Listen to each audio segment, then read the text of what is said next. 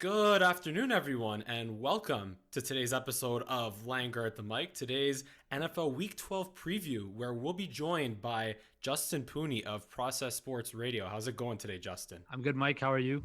I'm excellent, thank you. And obviously, I hope everyone out there is staying safe and healthy, Absolutely. and taking care and you know doing the best that we can Doing the to best we prevent can the in a tough spread. situation. Exactly.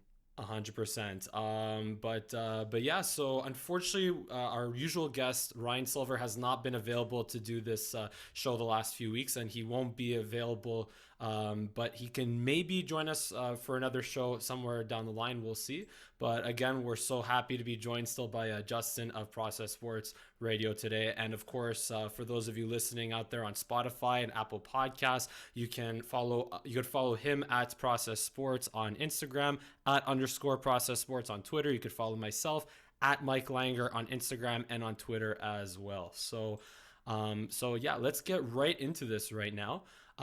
So we got Thanksgiving tomorrow Big in day the tomorrow, U.S. Mike. Normally it's America's Thanksgiving, but I give thanks because it's football day all day tomorrow. Well, actually, not quite all day because Exactly. Not we quite. just Yeah. got Except word today. a Except few tonight. hours ago that the Steelers Ravens game will be moved to Sunday instead of Thursday, and there's Yeah. a lot of reaction coming from the Steelers who have already been affected by a schedule change as a result of COVID-19. Yeah. I saw Juju's tweeting out like first they take away their bye week, and then now they lose their, which is a very big game actually, the Thursday night primetime game because it's on Thanksgiving. Everybody in America is gonna be watching. And unfortunately for the Steelers, they got the short end of the stick again. But that was the one game out of the three that I was really looking forward to because it's the only one that really had significant meaning. If you look at the other couple games, they Hey, don't really whoa, have that whoa, much whoa, meaning. whoa! There's I first mean, place on the NFC East on the line here. I mean, oh they're right, both three sorry, the and first place in the NFC least. Totally forgot about that. I don't worry, I don't blame you honestly, but yeah, just honestly to me though, it's like what's it called? Like yeah, just it's unfortunate that the Steelers have been faced in that situation, but yeah, actually I wanted to ask you kind of off the record here. So because it is American Thanksgiving, I know we had our Thanksgiving in Canada Yeah. just over a month and a half ago, but what is your favorite Thanksgiving food? I would have to say either pumpkin pie with some ice cream on top. I'll do a little bit of that. Pumpkin What do pie you? and ice cream? I don't think I've ever. Oh, actually, no. Never mind. That makes sense. Yeah, you Actually, I gotta have usually the have apple pumpkin pie with ice pie cream. that's nice and warm, but with a scoop of ice cream on top. And you can even throw a little bit of whipped cream on it. That's awesome. That or I would have to say turkey. For sure. For me, turkey, cranberry Mhm. sauce. Done. See, I'm not a big cranberry guy, but I can Oh see a lot of man. people that do like that. Cranberry sauce is the best to me, honestly. Like Yeah. just cranberry sauce and any type of meat, also stuffing, of course. Yeah, it feels weird to think about here in Canada since it's already winter, but of course, like with U.S. Thanksgiving tomorrow, let's get right into the games now. Let's So get right into it, Mike.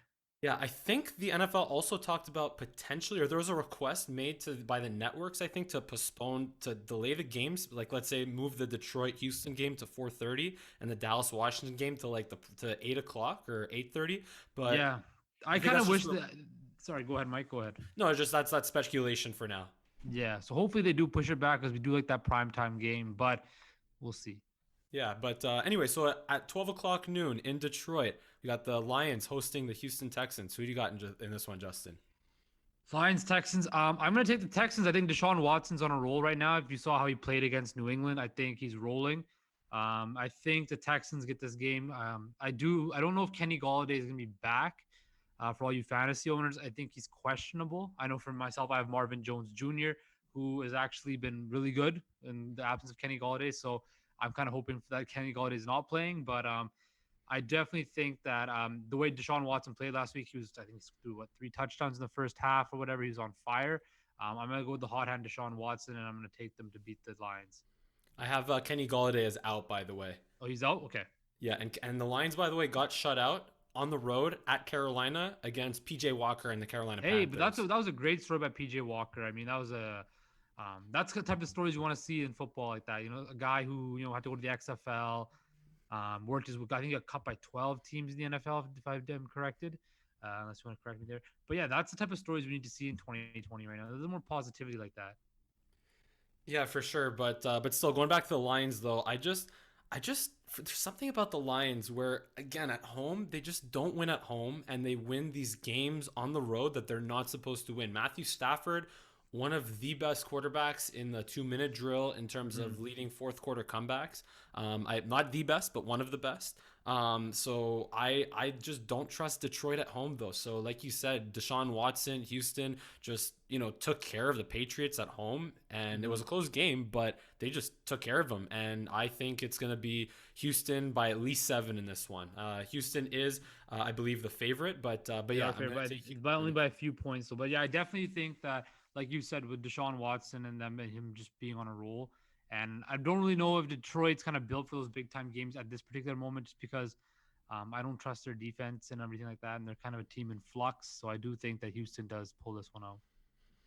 Yes, and going to the later game, we had Your Dallas. game, Yes, yes. my game, Dallas Cowboys. And by the way, we'll make a Dallas Cowboys versus Washington football game exclusive preview monologue video on my channel later tonight as well. So be sure to check that out.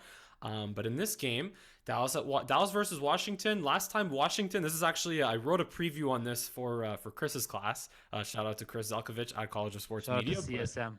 yes, at CSM. But to me, so last time the Washington football team played the Cowboys, the Cowboys were missing Zach Martin. Of course, they've been missing Tyron Smith and Lyle Collins for pretty much the entire season. And but the thing is, they have been so adamant at starting right tackle Terrence Steele, who is an undrafted free agent rookie to fill in for Lyle Collins. But last game was the first game that they said, you know what, this is a bad idea. We're actually going to play a 4-time All Pro at right tackle, even though he usually plays right guard. And they put Zach Martin at right tackle, Connor McGovern at right guard, and they only gave up 1 sack. Now, granted, the Minnesota Vikings front is not like a vaunted front It's not seven the like Minnesota Washington. Vikings front of a couple years ago with Everson Griffin, and that type of crew, right? Exactly, but Yeah. that being said, though, the Cowboys, when they gave up 6 sacks, I think it was 12 pressures at Washington in that 25-3, 25-9, I want to say, yeah, 25-3 loss in Week 7. Andy Dalton just had 2 seconds to get the ball off, and then Mhm. Ben DiNucci came in when Andy Dalton took that dirty hit to the head, but from John Bostic, who should Yep. be on the watermelons this week at Cowboys practice, a little I bit saw more that. on them. I saw Yeah. that about the whole watermelons thing that they're doing right now, and like with the Cowboys to get them fired up or whatever.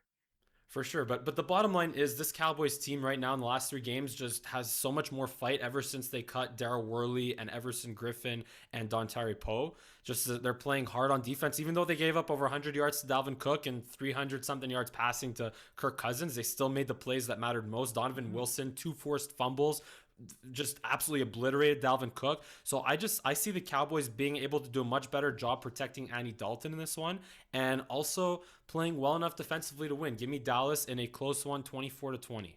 See, I'm gonna go the other way. I'm gonna go with Washington simply because I think like as you mentioned, Dallas's O line struggles early on this year.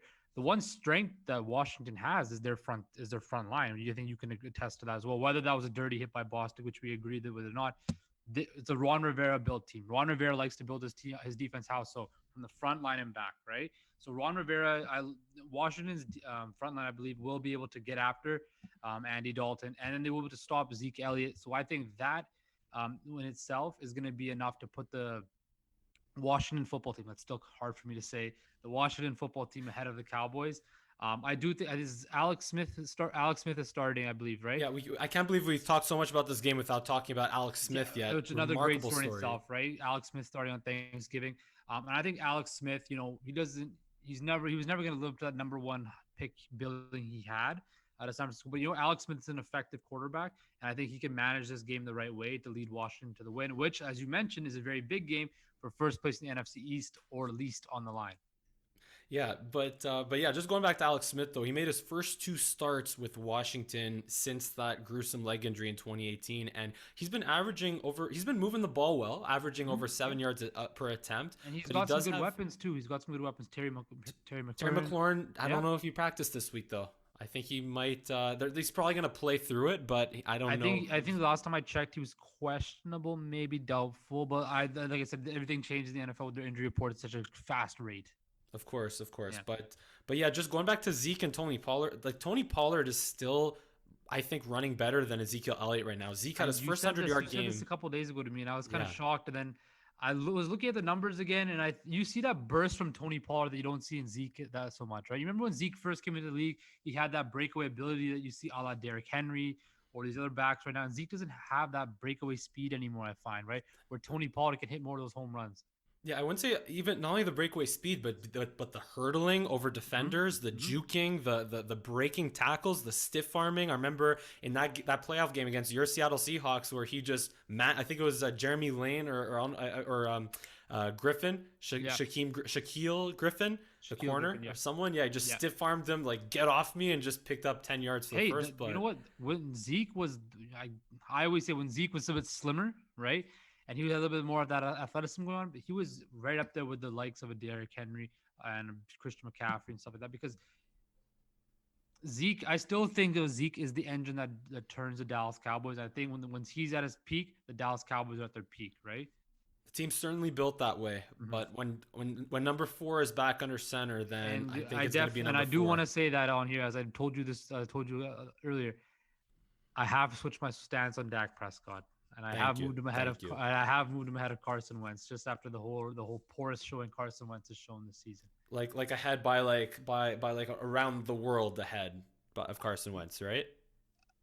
I wouldn't go that far, but he's definitely I definitely have much more respect for Dak and much more a realization of how talented and how great of a player Dak is. And for how bad the Cow or how not as good the Cowboys have been offensively without him in the lineup, but they've been better lately. But anyway, so now let's go into the Sunday afternoon games, and we're gonna do our little segment here. Eight picks to win in 80 seconds. And I will go first because Justin's gonna try ad-libbing this as best as possible. But Yeah, I I got my felt I was picks. just gonna go. It would be best if I go off just straight from the gut feeling. Gut feeling. Sure. Sometimes those are Excellent. the best picks you get. But yeah, I'll go first. I'll give you a little bit of a chance to think. But yeah, we'll get going in 3, 2, 1. So I got Miami Dolphins over New York Jets because just they're the Jets and they're not going to win another game this year. I got Las Vegas Raiders over the Atlanta Falcons because I was actually going to pick Atlanta in this one at first, but I think the Raiders are good enough, or they're for real, and they will be good enough to win this game. I got the New York Giants over Cincinnati Bengals just because, again, devastating injury to Joe Burrow, and we wish him all the best in his recovery. Brutal knee injury. He might even miss 2021, but yeah, just for now, they're starting Brandon Allen, and I don't see the Bengals winning another game this year. I have Cleveland over Jacksonville. Jacksonville is going to start Mike Glennon over Jake Luton because, yeah, Jake Luton hasn't been good as a filling in for Gardner Minshew. So just give me Cleveland over Jacksonville. Jacksonville might not win another game either this year. Minnesota Vikings over Carolina Panthers. Even though the Vikings didn't beat the Cowboys, I do believe they will take care of the Panthers and PJ Walker, like you mentioned before, who has been on practice squad, and there's just three different teams. But anyway, Vikings over Carolina Panthers. They'll be good enough to beat them. Patriots over Arizona in this one. I think Bill Belichick is going to notice a weakness in Kyler Murray and exploit it. So I have New England at home versus Arizona, and I have Tennessee upsetting Indianapolis. I think you call that an upset right now. Yeah, I like your reaction there. So I have Tennessee upsetting Indianapolis, and lastly, I have Denver also upsetting New Orleans. I just think that Taysom Hill is comfortable at home against the Falcons, but I think that Denver will be a challenge for New Orleans on the road for Taysom Hill. So give me Denver over the Saints on the at home in Denver.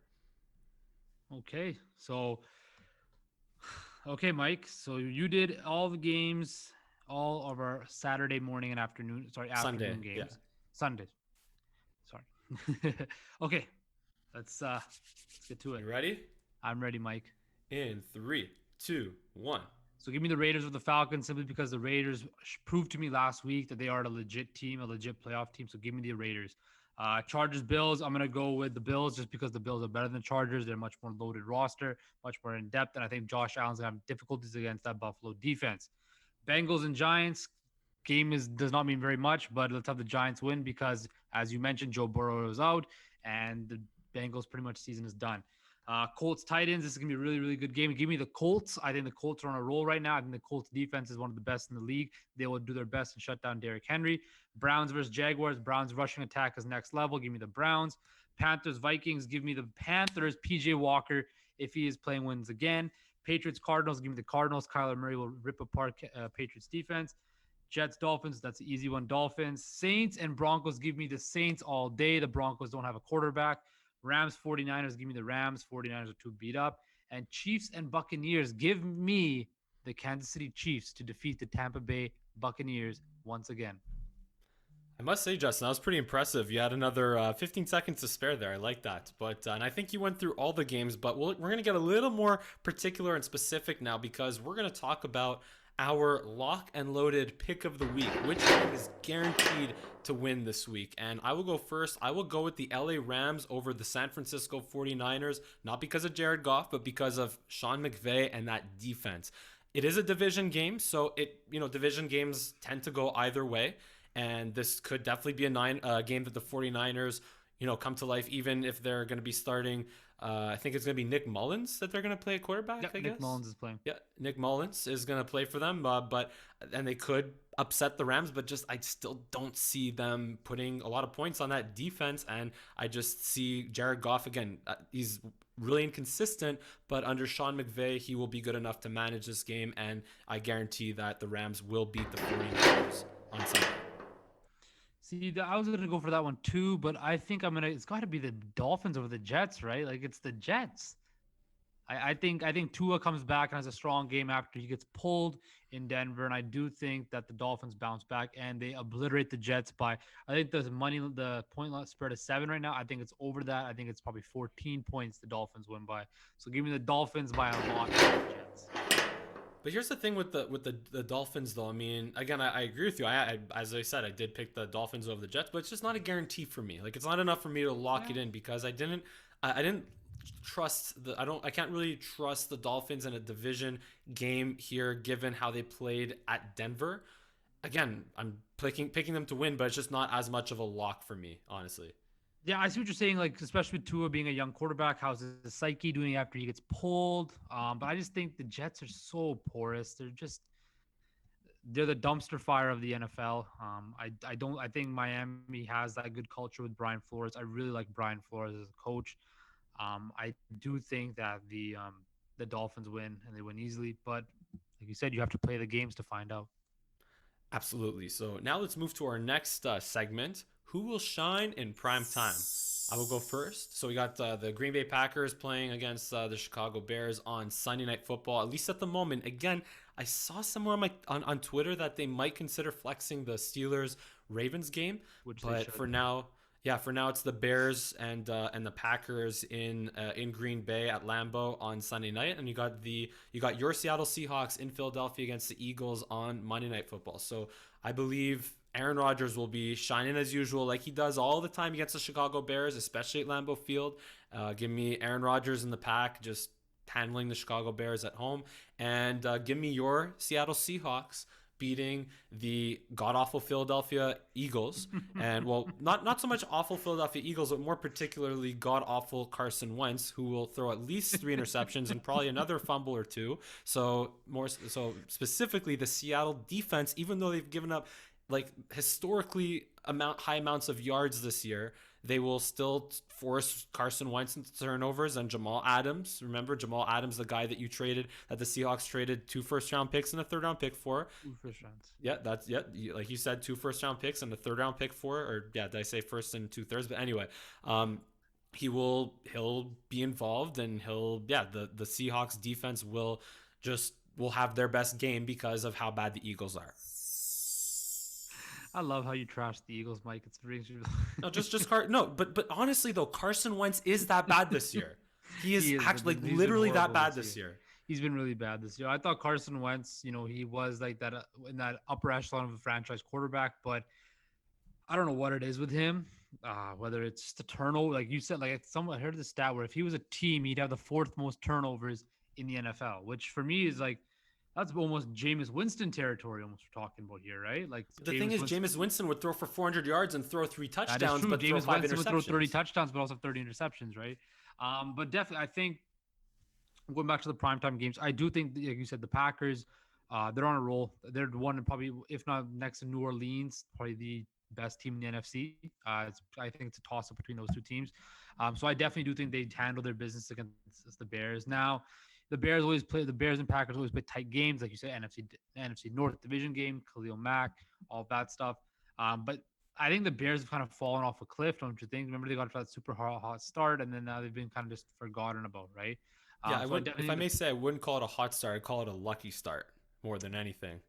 Eh, I thought the Bears were legit after the first couple weeks, but just kind of proved me wrong that Nick Foles doesn't have that magic to be a starting quarterback, right? He's best suited to become a backup, or somebody that gets hot that can win you a couple of games.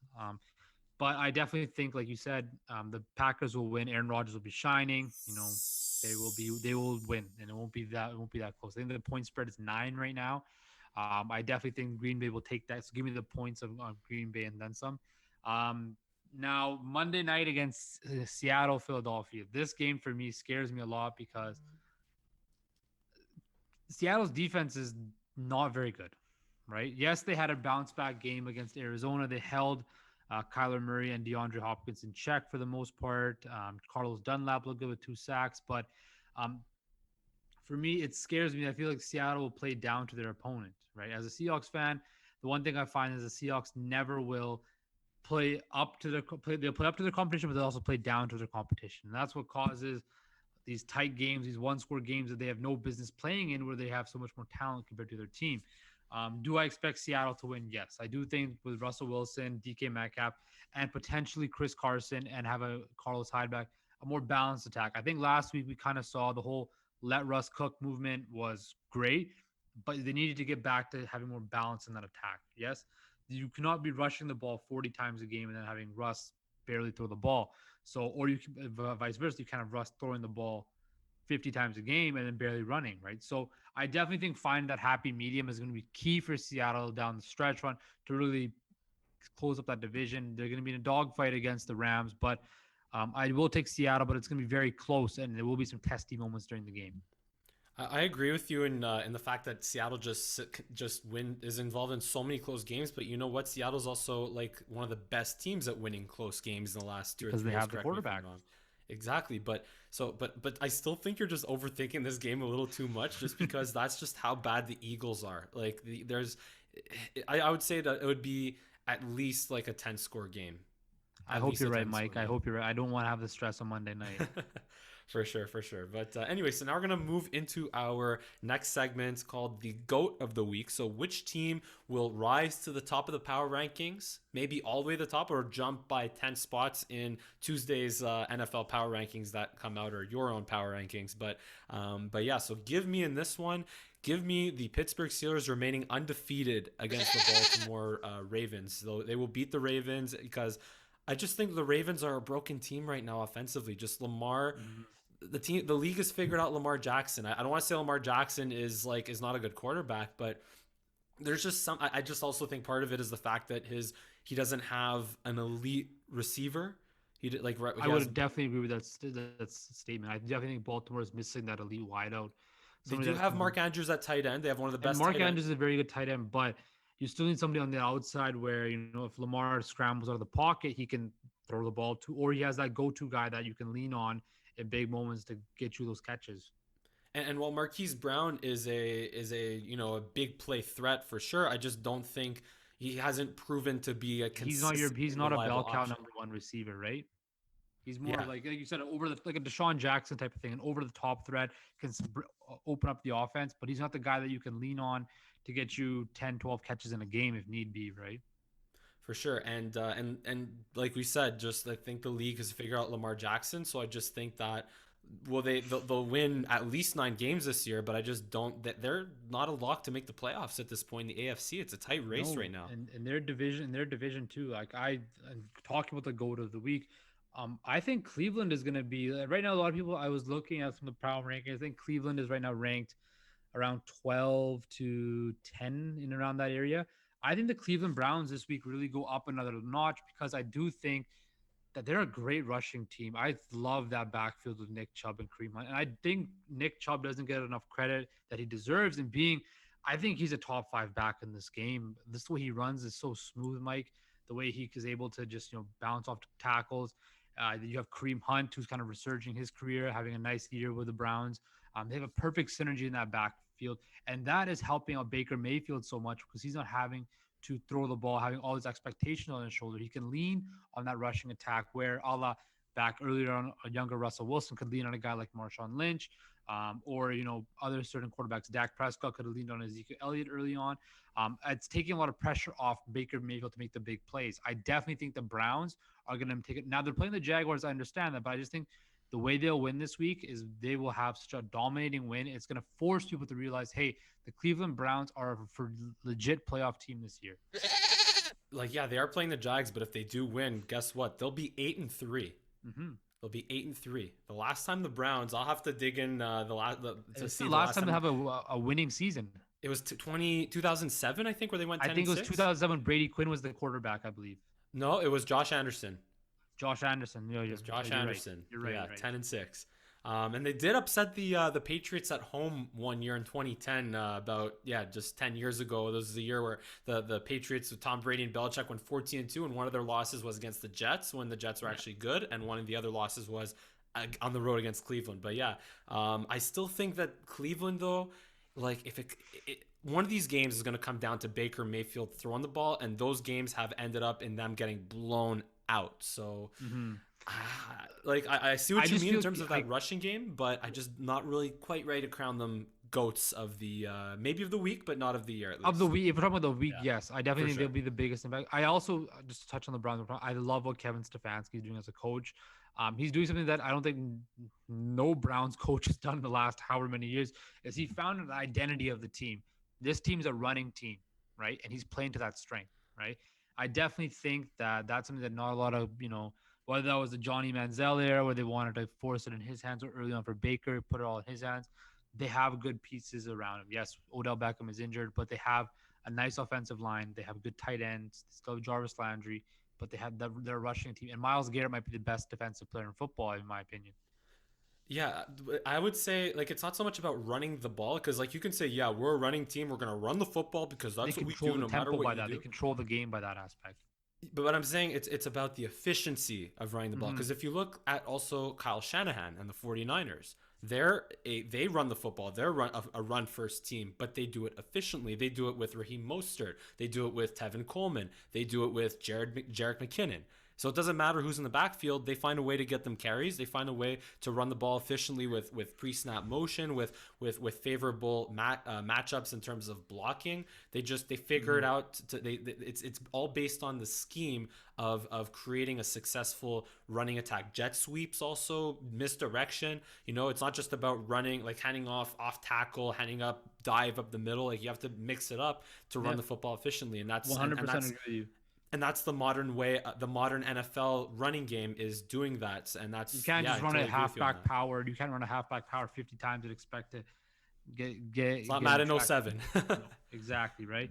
But like I said, I do think Kevin Stefanski is definitely, if John Gruden's not the coach of the year, Kevin Stefanski is. It's one of those two for me, the best coach so far this year. But yeah, like I said, I like what the Browns are doing so far, and I'm kind of rooting for them because that whole city of Cleveland, they kind of deserve to have, a nice moment for their franchise in football. If you're gonna talk about coach of the year, though, don't sleep on Brian Flores. Don't sleep on Brian. Flores. Definitely Brian Flores as well. Definitely. So, but that could be a conversation for maybe another day. We'll see. I think coach of the year you have to determine once everything is done, the season is done. Exactly. So now let's get into one of our last two segments, the donkey of the week. So which team is going to fall flat on their face? They're just going to be like, yeah, they're just not as good as we thought they were. And while usually he is the GOAT, lately he's been a donkey. Tom Brady and the Bucs will fall flat on their face to the Kansas City Chiefs. Okay, maybe they won't fall flat on their face, but they will. Going into this game or going into this year, that you thought that this was going to be one of the games that the Chiefs would lose. But just to me, Tom Brady and the Bucs, they're right now a team or an offense that if things aren't easy for them, they're not going to win. They're not going to score points. They won't move the ball. Brady's going to throw. Brady has 9 interceptions on the year through 12 weeks. How often does it happen where Tom Brady has 9 interceptions through 12 weeks of football? Yes, 43, 44 years old, whatever he is at this point. He has 6 rings, but here he is without Bill Belichick, and like you said with Baker Mayfield, like we've said with Jared Goff, like how much of Brady's success is Brady in himself versus how much of that is being in Bill Belichick's system. So I think, again, the Chiefs will, this could be a close game, sure, but I just think the Chiefs are just too good right now, and they will make like Brady after having not shake he didn't shake Jared Goff's hand. He left the field early on Monday Night Football. We're gonna see another Brady and maybe even an Antonio Brown tantrum in the game on Sunday. I don't think. I think we might see a Brady tantrum, Antonio Brown tantrum. No, because if he throws a tantrum, he's out of the NFL again, right? So, touching on your Bucks thing, that's not my donkey of the week. I still think the Bucks, they might lose a close game, but have you seen their schedule after this week? It's pretty easy. It's Atlanta twice, Detroit, and Minnesota, right? So I expect even if they lose this game, they go 4-0, they get 11 wins, right? My biggest donkey of the week is going to be, I believe it's going to be the. This is a really tough one. Like, can we say that the New England Patriots are going to be a donkey of the week? Are they kind of still can consider to be a donkey, Yeah, even though sure. out I of the mean, playoff picture? they are Like at the reason home why I was against saying it is because Arizona. I believe there's still people that have false hope that the Patriots might make the playoffs this year, and I was looking at this the point spread. It's only a 2 point Arizona in favor, right? And I think that's major disrespect to the Arizona Cardinals. The Arizona Cardinals are a legit football club who are going to make the playoffs, right? I don't think Cam Newton or the New England Patriots have any semblance to win this game. I don't. I think the Arizona Coyotes, Arizona Cardinals, we will stomp all over the Patriots. And just to put an exclamation point on that fact that this team is not good. This team had never had any chance of making the playoffs. I think the Patriots are more likely to win the lottery and be a tire fire than be anything close to a playoff team. So I definitely think that it comes back to roost this week where the Patriots do get exposed to being a below average football team. Well, the Cardinals are favored in that game by 2 points on the road in Foxborough because I still think that, I mean, the Patriots did have that stinker against Denver early in the year, but I still see that Bill Belichick is, although this game isn't in prime time, because if this were prime time I'd go New England all the way, but I Really? still think Bill Belichick will figure out a way to at least stop Kyler Murray in the passing game, but maybe not so much in the running game. Well, I think another thing for Kyler is his shoulder. He had a little bit of shoulder problem against Seattle, so we'll have to see if that's he had a little bit extra time to heal up, but we'll see what happens. But I definitely think that Arizona will handle the Patriots quite easily, in my opinion. Excellent. So now let's move to our final prediction, or our brainlessly bold prediction. So I have Justin Herbert and the LA Chargers going into Buffalo to New Era Field and upsetting the Buffalo Bills. Give me Justin Herbert throwing. It'll be a shootout. Kyle Allen will throw. Sorry, Kyle Allen. Nice. Josh Allen will throw. Yeah, he'll play well. He'll throw his 4 touchdowns, 300, 400 yards. Maybe he'll even rush for another one and have a good game. Obviously, Stephon Diggs will rack up a lot of catches and yards. Cole Beasley, sure, but I think this is a game that Justin Herbert, who's been in the talks for Rookie of the Year, I think this is one that the LA Chargers will shock and trap the Buffalo Bills. I'm calling this as a trap game. Give me LA Chargers beating the Buffalo Bills. Are you crazy? Are you out of your mind? Trap game. My brainlessly bold prediction is this: that the Raiders are going to beat the Falcons. I think Derek Carr is going to, again, have a great game. He's going to throw for over 300 yards. Give me Derek Carr game for over 300 yards and 3 touchdowns, and Josh Jacobs running for 2 touchdowns. And the Atlanta Falcons will give up 35 points to the Raiders this weekend.